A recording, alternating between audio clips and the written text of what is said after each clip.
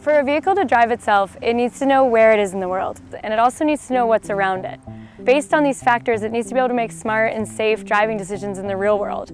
And once you get in the car, you start to get a real feel for the way the technology works and what it's like in real driving situations. So there are a few things that have to happen before the car can safely drive itself. First, it has to figure out its location in the world. So we use GPS, but GPS isn't always that accurate, which is why we rely on our other sensors like the laser, which picks up on details in the environment that help us identify our more precise location. So think of the sensors as the car's eyes and ears, but with eyes that can see far off into the distance and 360 degrees around the car. And the great thing about having all these sensors is that they can talk to each other and get cross-checked information about the environment. So while we take in a ton of information using our sensors, it's our software that really processes all of this and differentiates between objects. All these objects are visible on the laptop that the safety drivers use while testing the vehicles. Based on what the vehicle senses and processes, these objects will be represented by different colored boxes. Cyclists will be red, pedestrians yellow, and the vehicles will appear as either green or pink. These boxes demonstrate the processing that takes place within the software. And think about the complexity here. People look different, cars have different shapes and sizes, yet despite these nuances, the software needs to classify these objects appropriately based on factors like their shape, movement pattern, or location.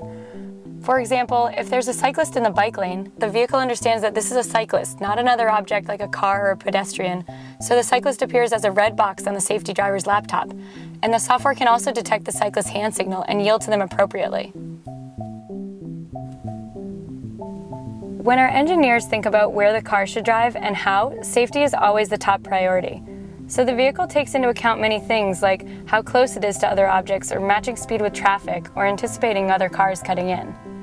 For example, as a passenger, it can feel a little uncomfortable passing by a large vehicle on the road. Our engineers have taught the software to detect the large vehicles, and the laptop shows them as larger boxes on the screen. As our vehicle passes by a large truck, it will actually keep to the farther side of the lane and give ourselves a little bit more space.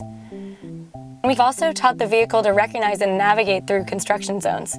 The vehicle sensors can spot the orange signs and cones early to alert the car of any lane blockage ahead, and then we can change lanes safely.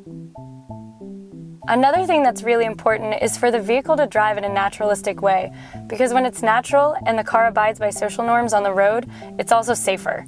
For example, at four-way stops, people typically rely on eye contact to communicate whose turn it is, and in our case, the vehicle inches forward into the intersection to indicate its intent.